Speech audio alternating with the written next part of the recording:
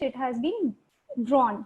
For example, in case of a suit for possession, areas of rent, mean profits and damages filed by a landlord against a tenant, the court can pass a preliminary decree of possession on the finding that the lease contract has come to an end, and for the remaining issues of areas of rent, main profits, damages, it can pass a final decree.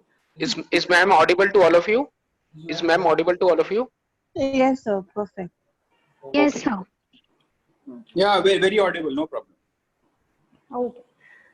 So the preliminary decree then merges in the final decree. Now, as per CPC, we can also get the execution of orders done in orders passed by the court. Now, order is defined under Section 2, Clause 14, which is a formal expression of any decision of a civil court, which is not a decree.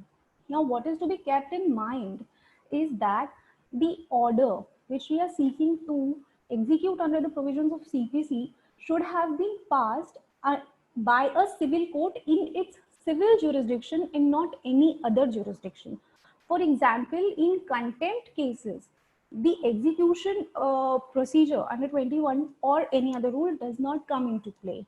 So we have to execute the orders according to CPC, which are passed by the civil courts in its civil jurisdiction. So now we come to the application or execution petition, as we say, which is filed under Order 21, presented under Order 21, Rule 11. The legal requirement of that is that it should be signed and verified by the decree holder or any other person who has been so authorized. In event there is any kind of defect in the execution petition or application, then the court will grant an opportunity to rectify the same under Order 21, Rule 17, and it cannot be dismissed on the execution application cannot be dismissed without giving such an opportunity. The format of execution application is fixed appended at E appendix in the CPC, and which is form number 6. We all file it in that procedure and in that format only. So now, just like when we file a suit, we look for the jurisdiction. Likewise, when we file an execution petition, we have to look for the jurisdiction which the court, the jurisdiction which the court has. A decree may be executed by any court which has passed the decree or to whom the decree may be sent for execution. Now, when we say may be sent for execution, that means the decree can be transferred as well for executing by some other court. Now, Section 39 of the Act, CPC, deals with the transfer of decree. The transfer of decree is to be done when JD is residing out or working outside the local limits of the Honorable Court, or where the properties, immovable properties or properties of the JD are situated outside the local limits of the Honorable Court so as to satisfy the decree, or where there is an order for sale of immovable property itself and that property is outside the limits of the court, or where the court itself finds it incumbent that the decree should be executed by some other court for which the reasons are to be recorded in writing. Section 39 is very clear on the point that no court is authorized to execute any decree against any person or property who is beyond the territorial jurisdiction of the executing court.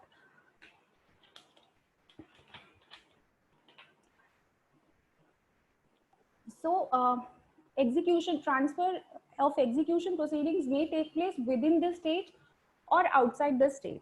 If it takes place outside the state, then according to Section 40, the laws which are prevalent in that state for the execution are to be applied.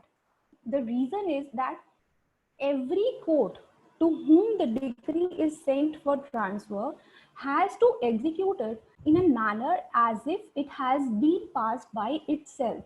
So therefore, if it is passed down to some other state, then also according to those state laws, the decree would be executed.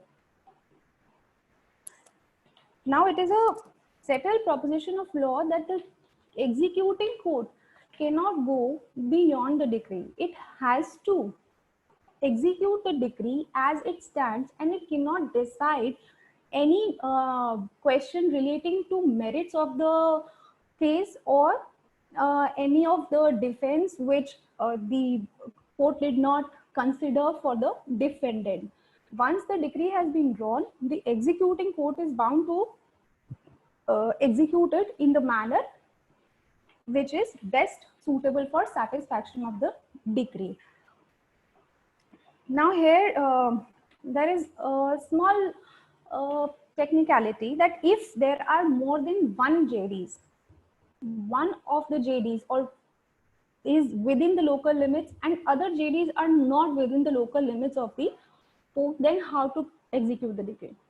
In that case, the code allows for simultaneous execution of decrees, and the decree against those JDs who are not within the limit of the court may be transferred, and for other it may be executed simultaneously by the court which passed the decree.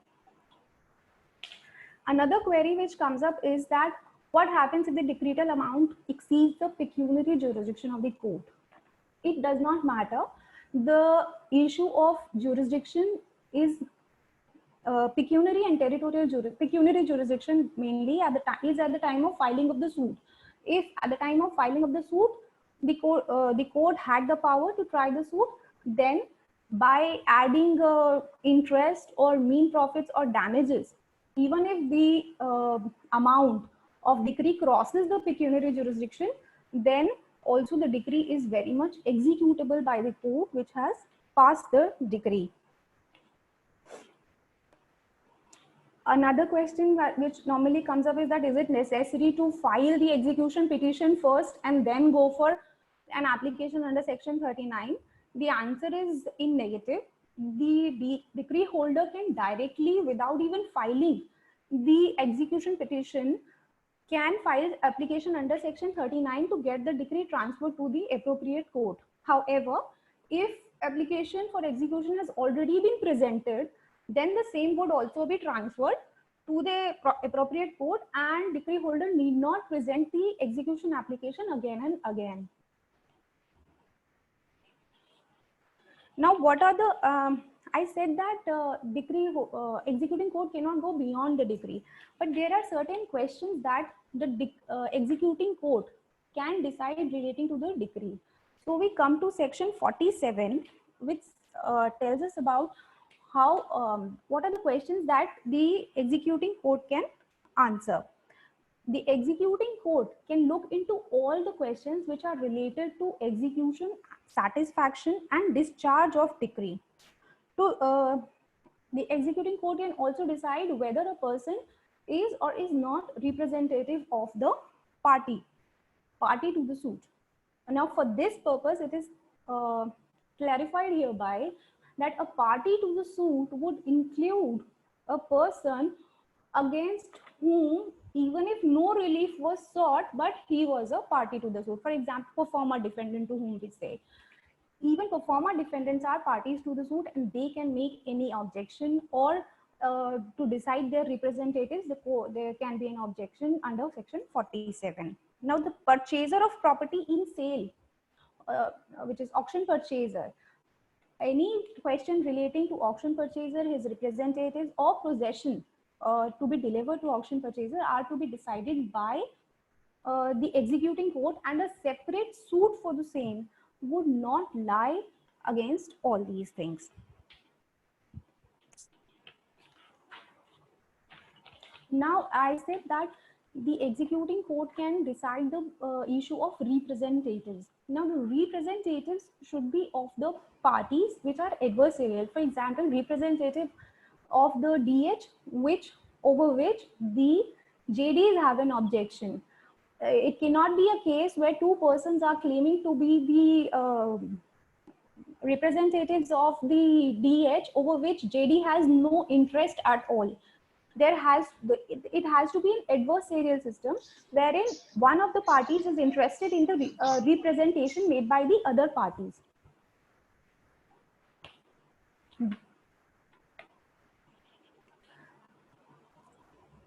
Now the decree is executable from the date it is drawn. If I can recollect, Order 20 says that the decree has to bear the date of the judgment. So in effect, the decree relates back to the date of the judgment and it is executable from the date it is drawn. The code prescribes a period of 15 days for drawing the decree, but however, even if it is longer, to avoid any discrepancy, it has been clarified in the code itself that decree would bear the date of the judgment only, and it is executable from that very date. There are certain examples.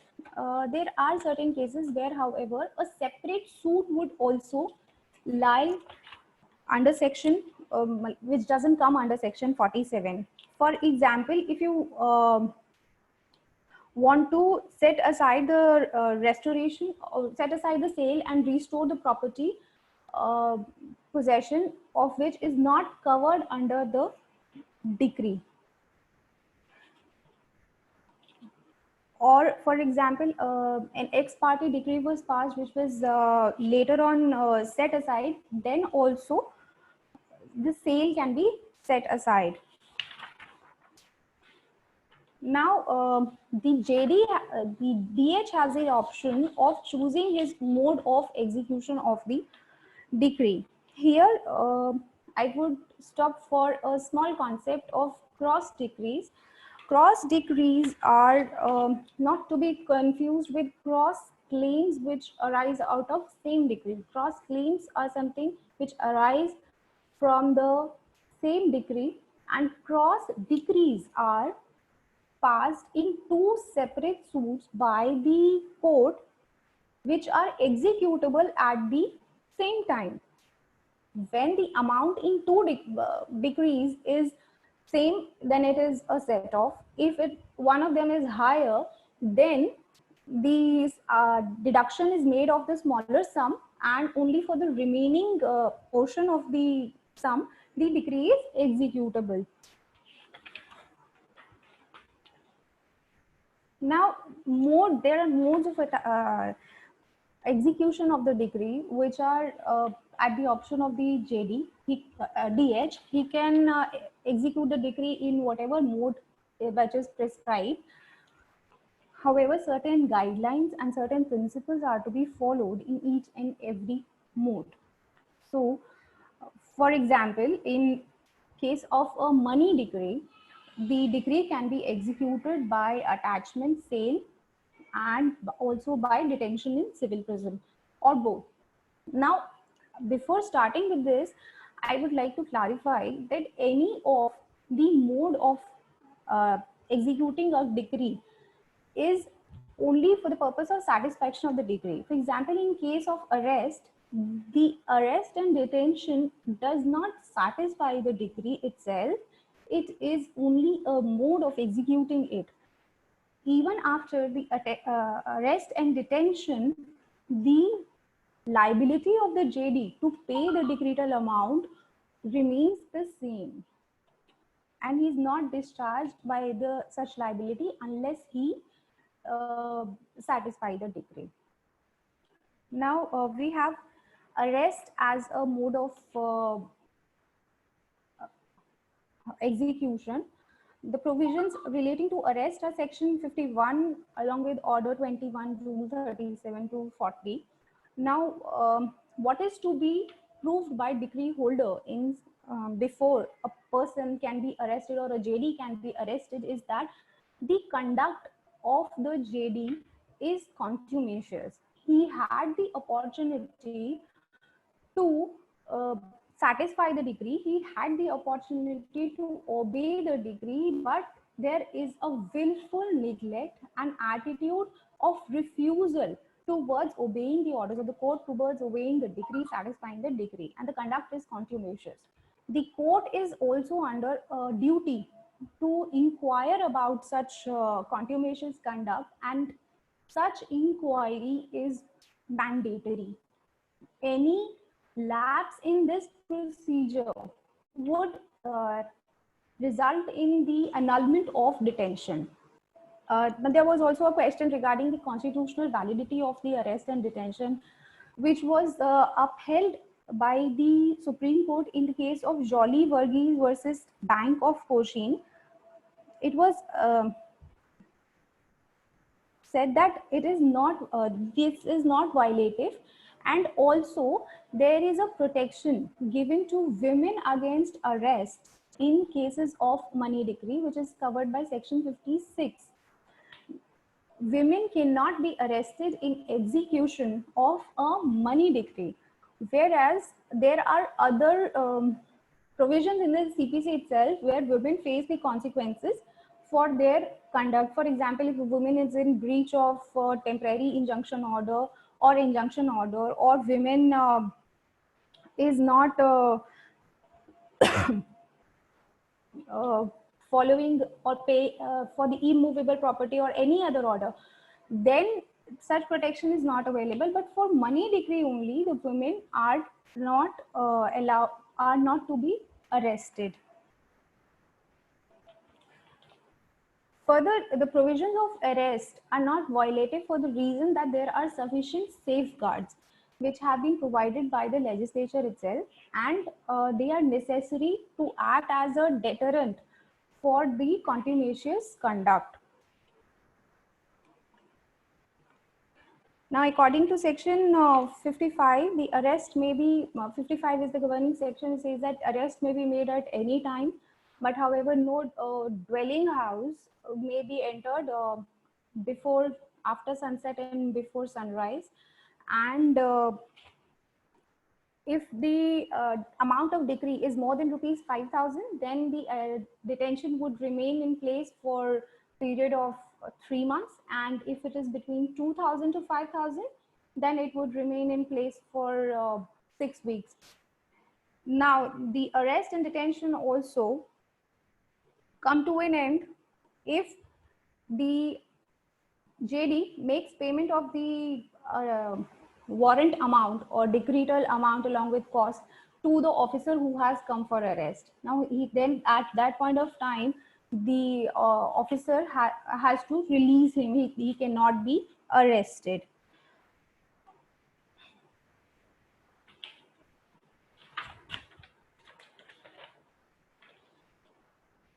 Now, a decree of specific movable property is executed by its seizure and its possession being handed over to the decree holder. Or in event the decree of, or in event if the decree is for specific movable property and the movable property has not been handed over, then the court may order the same may be sold, and along with that some compensation which the decree may allow may be given to the decree holder. Now, the decree of restitution of conjugal rights according to section 32, order 21, rule 32, restitution of conjugal rights, injunction or specific performance. For restitution of conjugal rights, there may be attachment of property. For specific performance and injunction, there may be both attachment as well as detention in civil imprisonment. But before such imprisonment takes place, or attachment takes place rather, it has to be enforced for a period of 6 months, and only after that the attachment and the sale can take place. Now, if the decree is for a specific immovable property, then also it is executed by handing over the actual physical possession of the property to the decree holder. However, there is a case in which it has been set up by the Supreme Court that even symbolic possession is to be construed as actual physical possession of the property, which is Ratan Lal Jain versus Uma Shankar Vyas passed in 2002. Now, we were talking about money decree. So when money decree is passed, the women cannot be arrested. Arrest is not an option. However, the DH has an option. DH can, before the execution proceedings take place, or make an application requiring the judgment debtor to disclose his assets and ensure that he follows such order in event, which is governed by Order 21 Rule 41. This actually helps in aspect of territorial jurisdiction also, because in event it's a money decree and the DH is not really sure as to where the assets of the JD are. So it is really helpful if we file such an application under Rule 41 to state that where are the assets, and so the competent court can execute the decree in favor of the DH and satisfy the decree. Now, some objections and claims are to be entertained, if at all any, then they are to be entertained under Rule 58 by the third parties. It can be availed even by third parties. The objection may be on the ground that property is not liable to be attached. Then the executing court has to decide it as a suit only, and separate suit for the same is not allowed. But however, the court has to be conscious of the fact that these objections or claims are not devised in a manner so as to only delay the process of execution and disallow the decree holder to enjoy the fruits of decree. Now, there are certain provisions regarding resistance in delivery of possession, which will definitely come in later part, but they are distinct from Rule 58, which I will take care in the later part as well. Now we come to attachment as a mode of execution.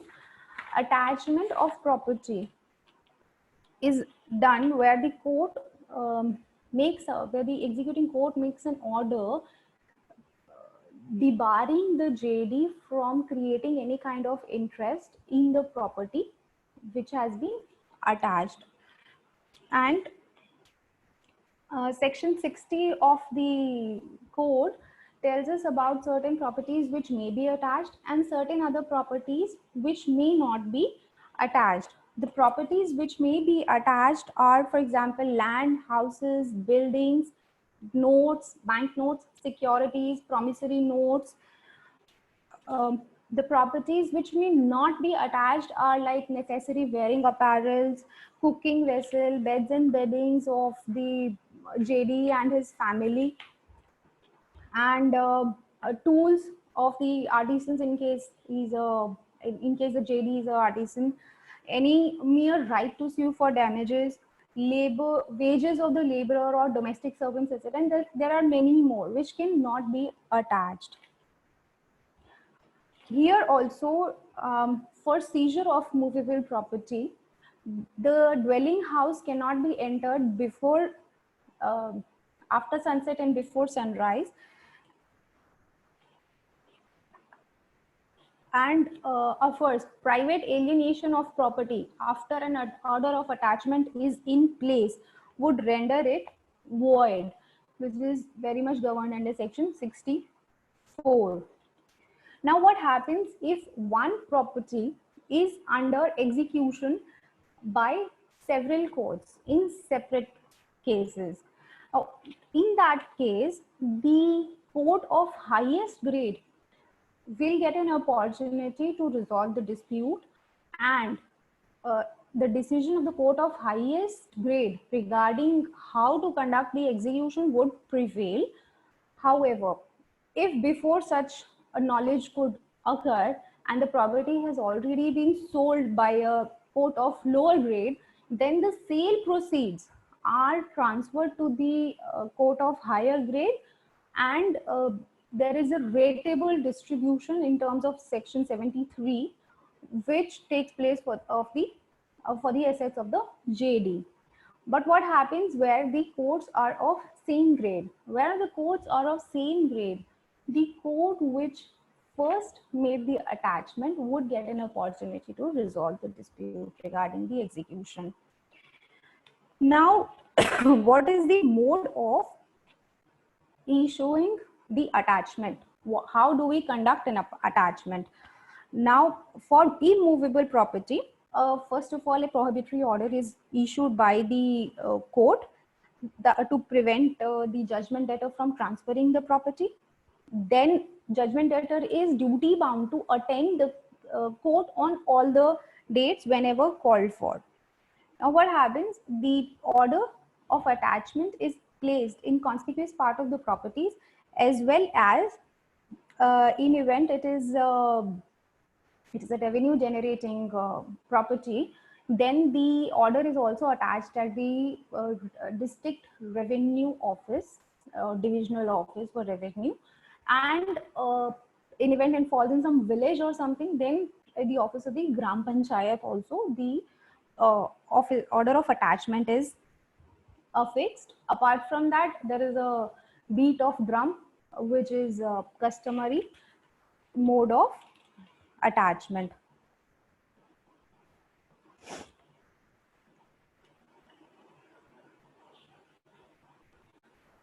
Where this was regarding immovable. Now, where the property to be attached is movable and not the agricultural produce, then the property can be seized by the attaching officer and it can be kept in his custody. But if it is of some perishable nature, then it may be immediately sold by the value by the executing officer, or else if property is of some perishable nature, then he may also have the discretion to appoint a custodian for the same, maybe in the village or in the nearby vicinity, who will take care of the proceeds of the property.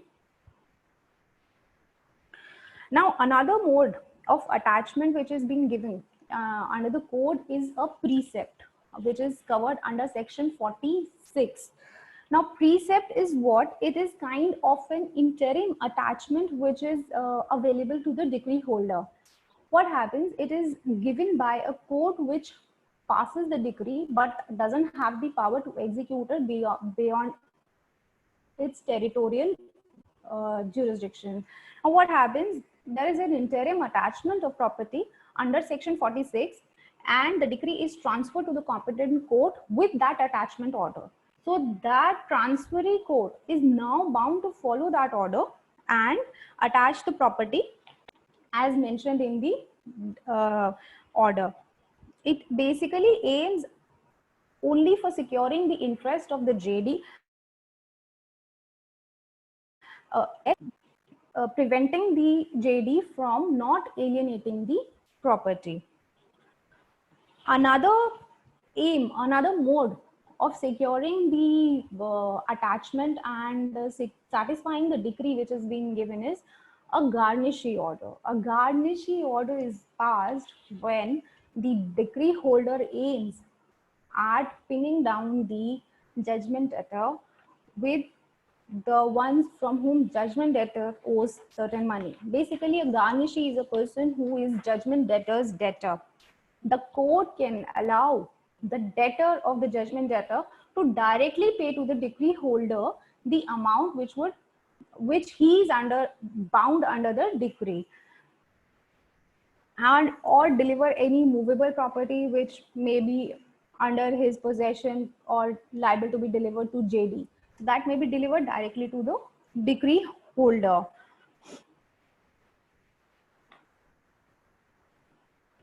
Now, how is the attachment order determined, or how does the attachment order is satisfied? Now, the circumstances which are there in the code which say that the attachment order is satisfied or it is determined are that where the decretal amount is paid, where the decree is itself reversed or set aside, where there are certain objections which makes the attachment void, the court has to reverse the or release the property under attachment, where the application for attachment itself is dismissed, the court has never attached. So later on, where the judgment debtor withdraws, where decree holder is not able to satisfy the court as to what is to be done under the decree, where the suit of the plaintiff is dismissed. Now, this comes into picture only when there was an attachment prior to judgment, which takes place under Order 38. That is the circumstance where attachment was already in place, but the suit is dismissed. So therefore, the attachment goes away and the JD's property is released.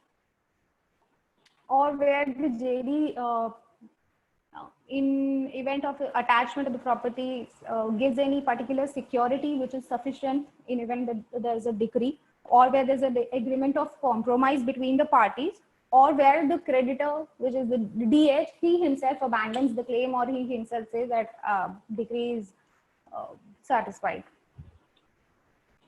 Now we come to sale as a mode of execution.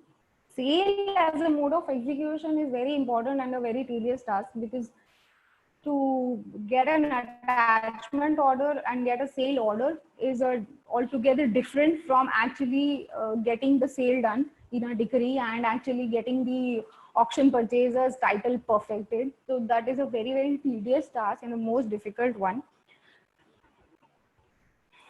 Now, this is under section 55, that wherever there is an order is for sale of any immovable property and the sale has been made, and once it has been confirmed by the court, a certificate under Rule 94 has been drawn by the court, the auction purchaser's title is perfected and it would date back to the date of the sale and not till the time, not from the date on which formally a certificate was drawn, because there may be a certain time gap between the auction, that is the date of the sale, and between the making of the certificate or confirmation. But once that certificate is issued, it would date back to the date of the sale. Now, sale once confirmed, it cannot be set aside or for any reason whatsoever, even on the ground that the compromise has been arrived at between the parties, or that the JD is the holder of a cross decree which is of a higher amount, that also would not render the sale, confirmed sale, to be set aside. Now, what happens if subsequently the decree is reversed? There are two situations. One situation is that a third party has auctioned for the property at the court sale, and he has paid all the money and the sale has been confirmed. Then in those cases, auction purchaser's title has been perfected. But where the sale was bid by the decree holder himself, as per rule Rule 72 of Order 21, then in those cases, if decree is set aside, the same does not hold true. If decree holder is himself the auction purchaser, then it may be set aside against such decree formed, and subsequent change in the decree would not affect.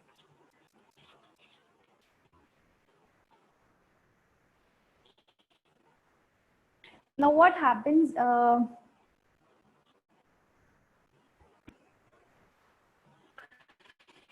what are the options available to the JD once the order for sale has been made? What happens is, first of all, just like there is a proclamation of attachment likewise, there is a, a proclamation for settlement of sale also, which is under Rule 66.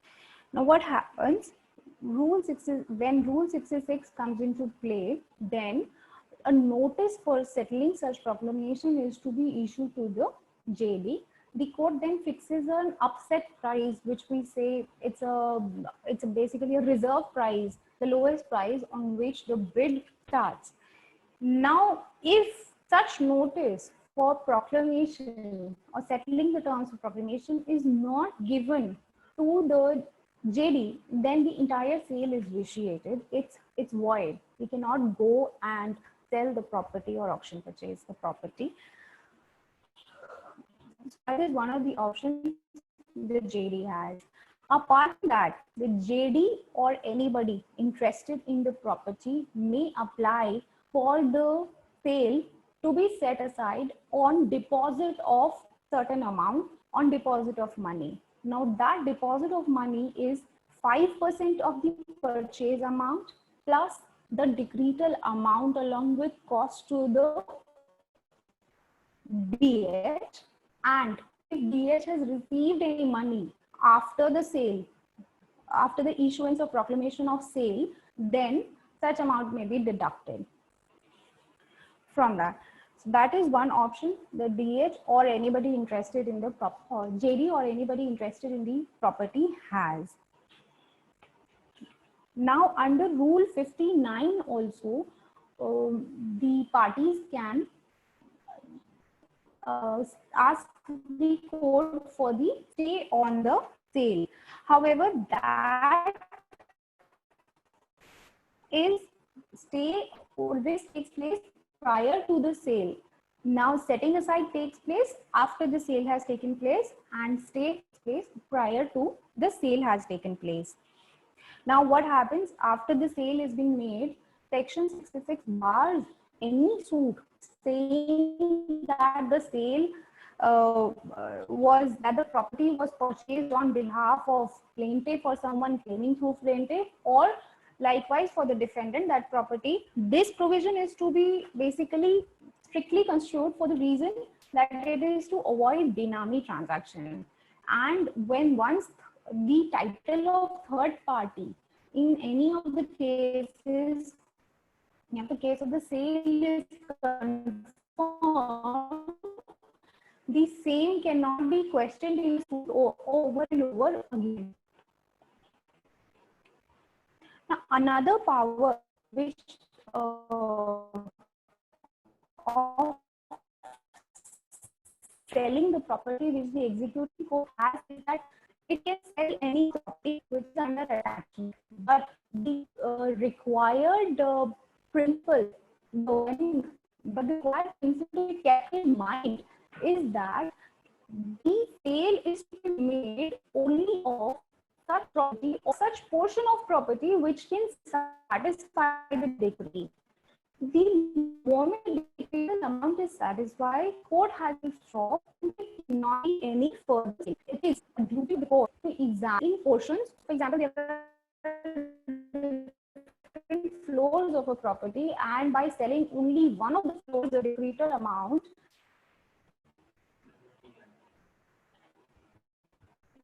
Sorry, am I audible?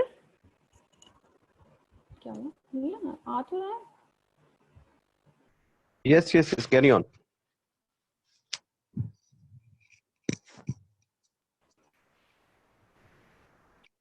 Yes, audible. So, yeah, only portion of this. Okay, thank you. Only that much portion is to be sold as is required. For example, a property is in different floors and the decretal amount can be satisfied only by selling one of the floors, then court is to be conscious of the fact that selling the entire property is not to be taken place.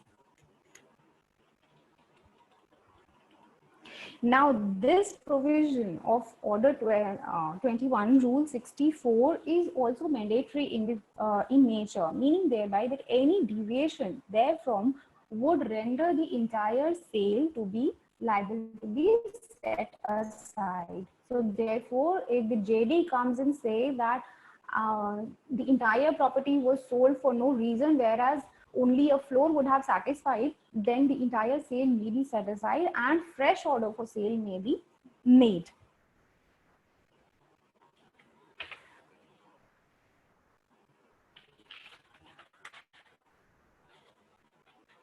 Now, there's another option available after there is an order of sale, which is postponement of sale.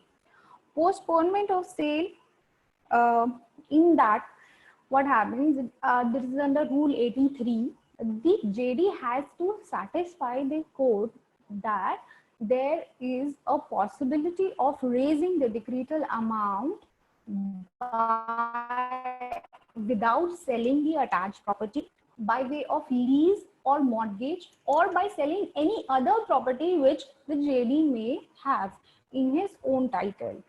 For that, if the court finds it that application has been made bona fidely, then court may allow the JD with certain time limits to sell the property either privately or through lease or mortgage or any other way and satisfy the decree amount.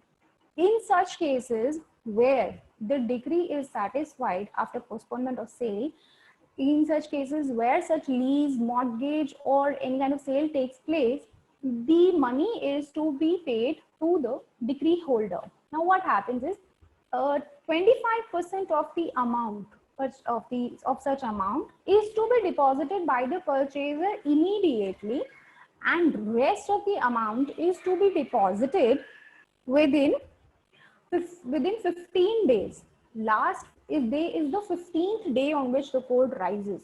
This is actually given under Rule 84 and 85 of Order 21. Now, in this case also, if decree holder is the purchaser himself, decree holder says, okay, I purchase the property without there being an auction, then also the amount of decree can be can be used as a set off, and he may be given time to make the rest of the payment. But however, though the provisions are mandatory, but in case by the depositor of the money, there are certain calculation mistakes which are arithmetical in nature, then the same may be condoned off and time may be given to do the needful. It does not calls for a resale. Now, however, it cannot, the purchaser cannot go on deliberately delaying the matter, failing. If he fails to comply with 84 and Rule 84, 85, then again, it would be ordered for resale. Now, there is a provision for adjournment of sale also in Rule 69. Rule 69 says that the court in its discretion or the executing officer who's conducting the auction may adjourn the sale or postpone the sale. But however, that sale, if postponed or adjourned for more than 30 days, then a fresh proclamation has to be issued, otherwise, unless the JD waives that right.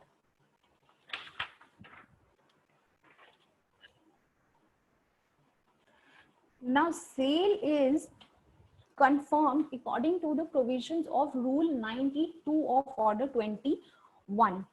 What happens if there's an application made under Rule 89 for setting aside, Rule 90 for setting aside, or 91, then either such application is disposed of or no application is made. The sale is confirmed only after all the applications regarding that are decided. And even if sale has been ordered and sale has been made and some of the objections are pending, the court shall not confirm the sale till the time all the objections and all the applications on behalf of interested persons or JDs may have been decided. Now, there is a Rule 90 for setting aside the sale. Now, for setting aside the sale under Rule 90, the grounds are very limited. Grounds are that of fraud or material irregularity in conducting the sale. Apart from that, no other ground is available under Rule 90. It can be application under Rule 90 can be filed by the decree holder himself, by the purchaser, or anyone who is interested in the sale proceeds on the basis of rateable distribution, which we discussed under section 63 and 73, to set aside the sale that there is some irregularity or some fraud in publishing and conducting the sale.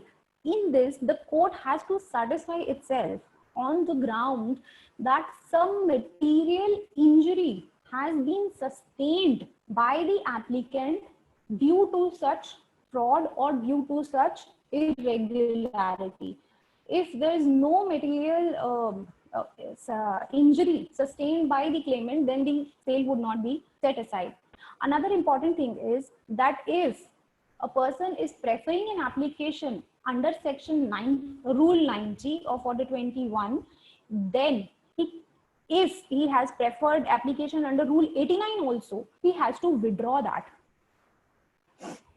Rule 89 is setting aside sale by deposit of money. He can either deposit the money or get the sale set aside, or he can challenge it on the ground of material irregularity and fraud.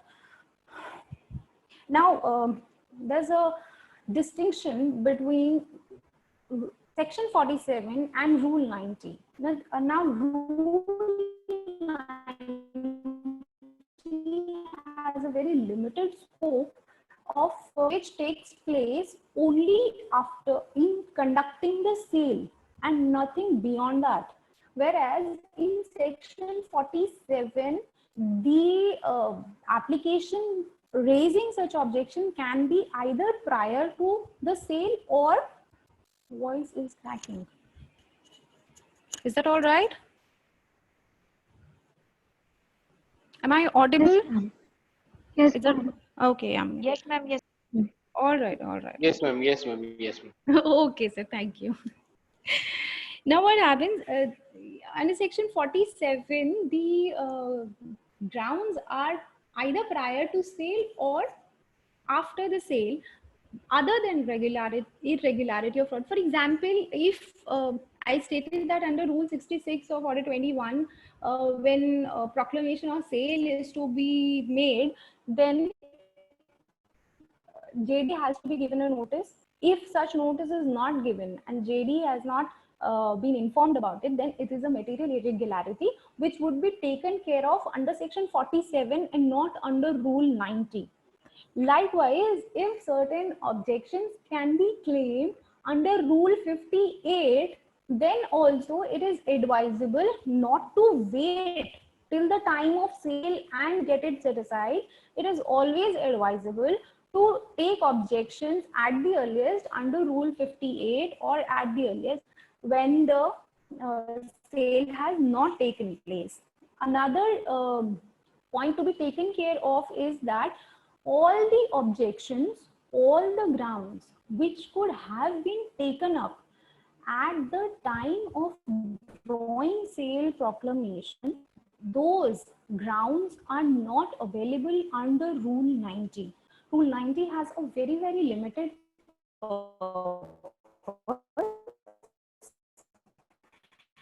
and cannot be set aside.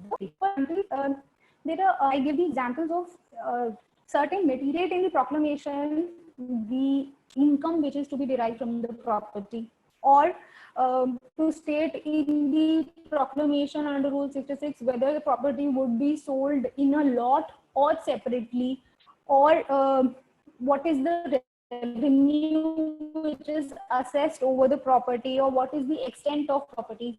All these things are material irregularities. Basically, all those things which the statute requires the court to inform about, which the statute requires the court to draw at the time of proclamation, those are material irregularities and those who render the sale void under Rule 90 only. Now, for example, there are certain irregularities which do not matter. For example, one of the LRs of the deceased is not brought on record, or a guardian was not aware, there was no guardian for minor, or some person has been incorrectly described as a minor, or maybe where the land is generating revenue and the officer or the court failed to affix the proclamation on the revenue divisional office. So those are not the material irregularity. Material irregularity is something which is so much related to the property, which is so much founding in the essence of sale. For example, when you fix the upset price and the court is under a duty to mention the prices which are given by the JD as well as by the DH. Both JD and DH can provide their prices. So any lapse in that would also be a material irregularity.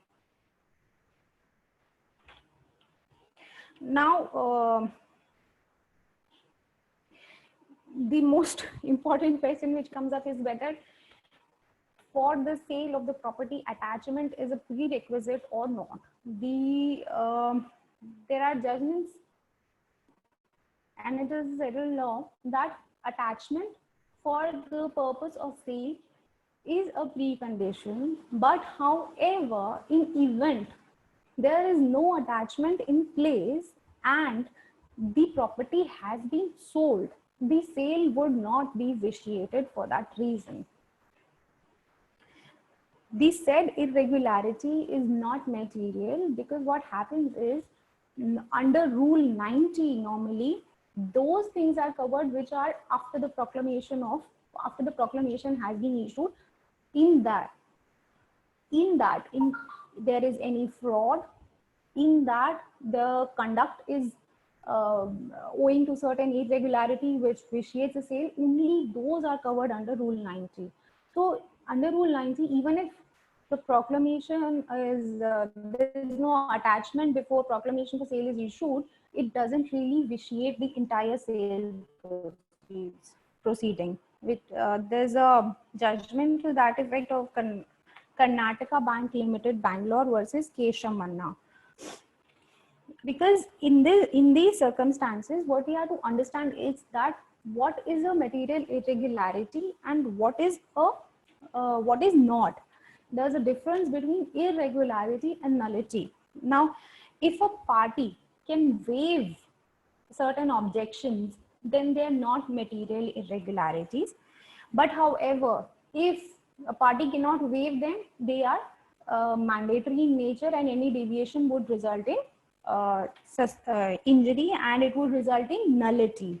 So the main test, which according to me is should be applicable, is that whether what is a nullity is something the foundation, if we remove the foundation of it, everything goes void.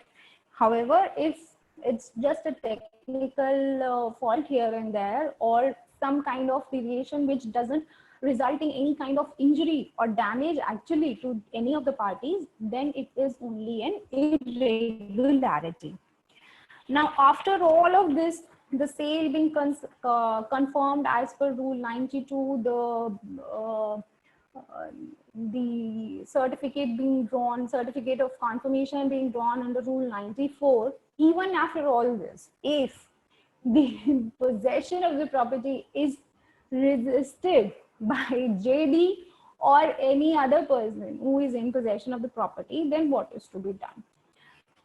If the court, on application of the decree holder under Section 74, finds that JD or anyone on his behalf is deliberately resisting the decree holder or purchaser, auction purchaser of the property, from taking the possession, then he may be ordered to be detained in civil prison for a period of 1 month, and further the court may order that auction purchaser or DH may be kept, may be given the possession and may be put in the possession of the property which they are entitled under the decree. Now what happens if resistance is there by some third party? Now third party resistance is taken care of under Rule 97 and 99. Now what happens if property is in possession of third parties, or a third party has an apprehension that he or she may be dispossessed, then they may also approach the court, and the court has to decide all the claims and objections regarding such, and separate suit for the same is also not allowed. Then what is the stake of the claimant? The claimant in such cases, the person who's in possession in such cases, only has to not satisfy a mere possession. What he has to satisfy is that he has a right which is independent to that of JD and does not in any manner affect the possession which was taken away in the decree, or the property which was taken away in the decree. He has to prove it beyond the JD's right.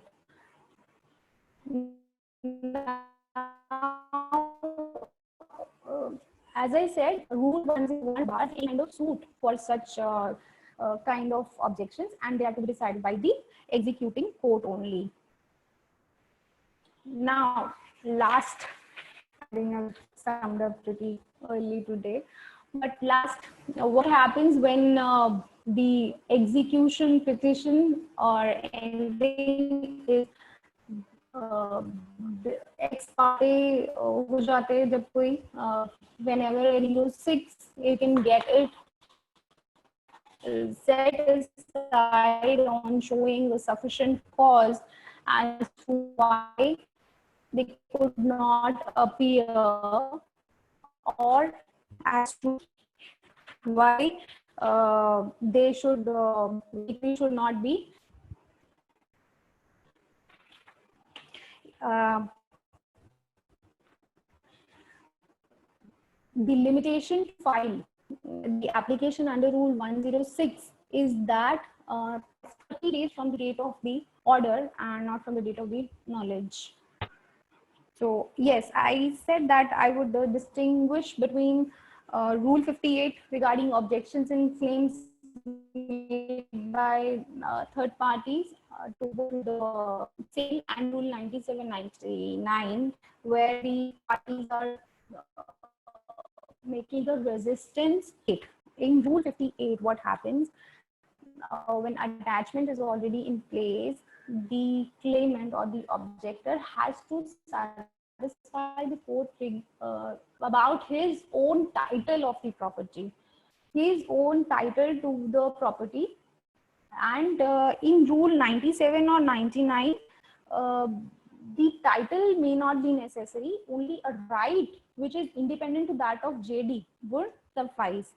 Further, Rule 58 comes into operation only when the sale is not yet taken place, whereas 97-99 comes into play only after the sale has taken place and purchaser or decree holder is coming over to take away the possession of the property.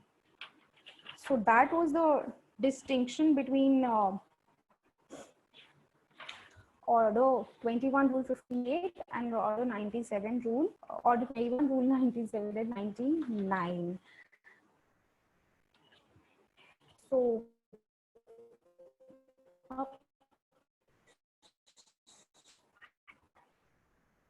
one battery.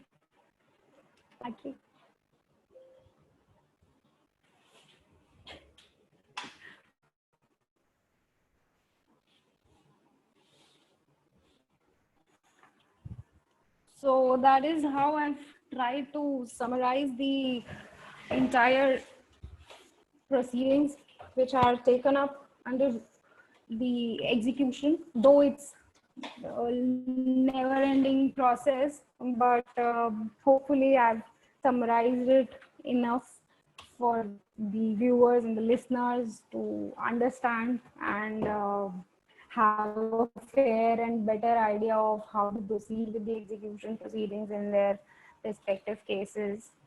And that's it for the lecture session today. Anybody who has any questions?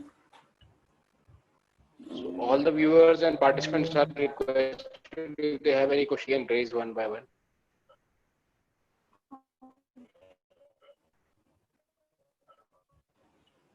Singreto, you can raise it. Who's it? Who's it? What are the kind of jurisdiction that can be raised?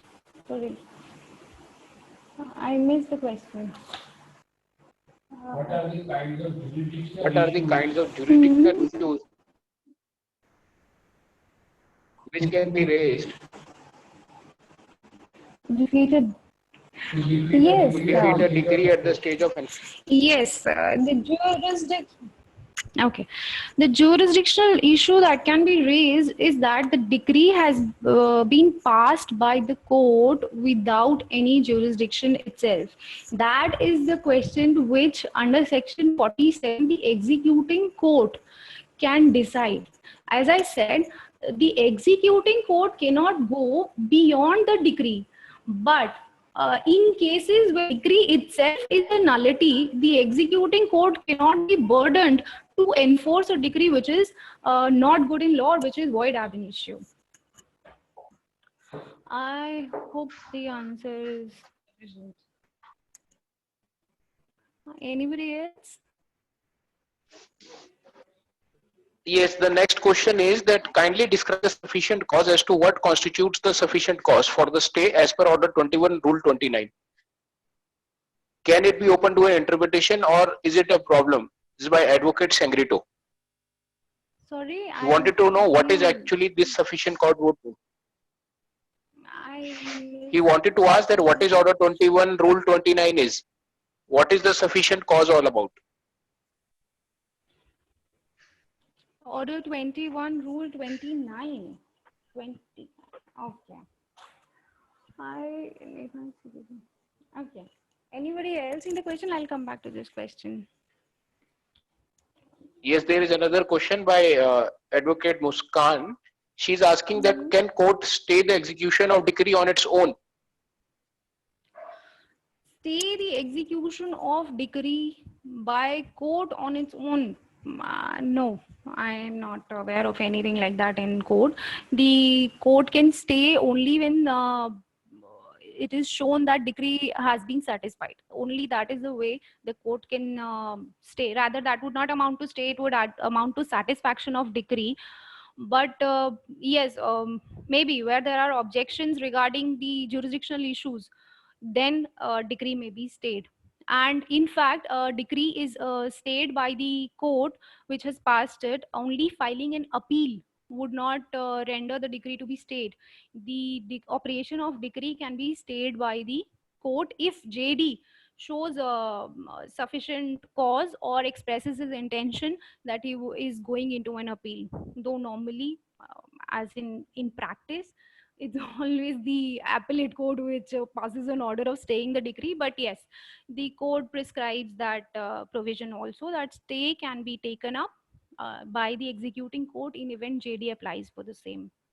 Okay, then we have another question. Is it necessary to file execution of money decree in the jurisdiction of judgment debtor only? Money decree. Yeah, for all the decrees, the jurisdiction has to be of the judgment debtor. Okay. And there is another question by Priya Singh. She is asking, ma'am, women are not liable for money decree. What is the reason behind that? Can you explain it a little more about this? Women are not liable to be arrested in money decree. It's not that they're not liable to pay the money, but they're not mode of execution by way of arrest and detention is not available. The other mode of sale of property or attachment and sale is very much available. because that is actually in these times we don't find such explanations very much appropriate, but earlier the time the judgment was passed, the thought of the court was that women are normally associated with raising their families, and they are normally doing the household work, and ask them to go and fetch money in case of a in event of a money decree would really be a troublesome job, though we don't agree to all these explanations anymore. But yes, that is how it has been interpreted, and that is what is the reason which has been given by the court, so as to give this protection to women in money decree. Property may be sold and attached, that is option available. So women are not completely exempted from paying the money under a decree, but only the arrest cannot be made. Any other question if anybody has left with? Yeah, there was one question regarding, I missed. Rule 29. Somebody asked me.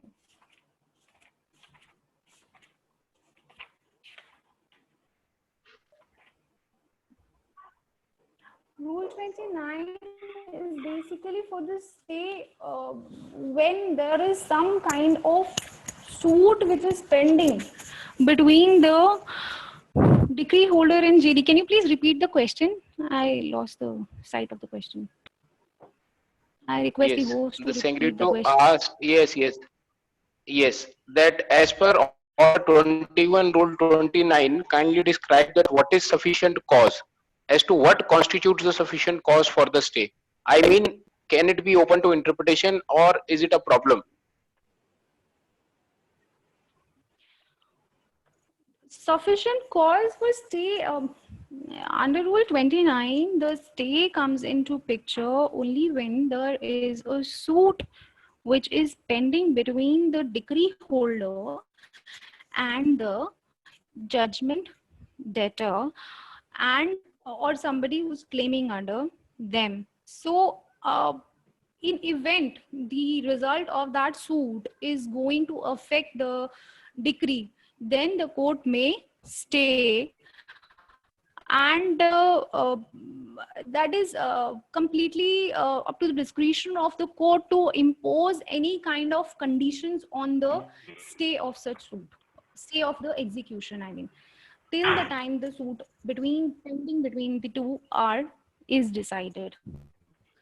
So yes, the sufficient cause, anything apart from that sufficient cause, the executing court may, if it is, am I audible?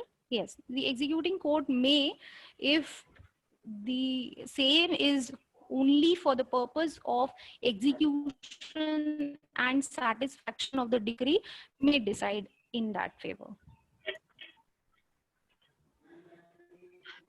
Ma'am, that means according to you, sufficient cause may vary according to the facts and circumstances of the each case. Sufficient, no, what I mean to say is that sufficient cause should be only and only for the purpose of execution and satisfaction of the decree.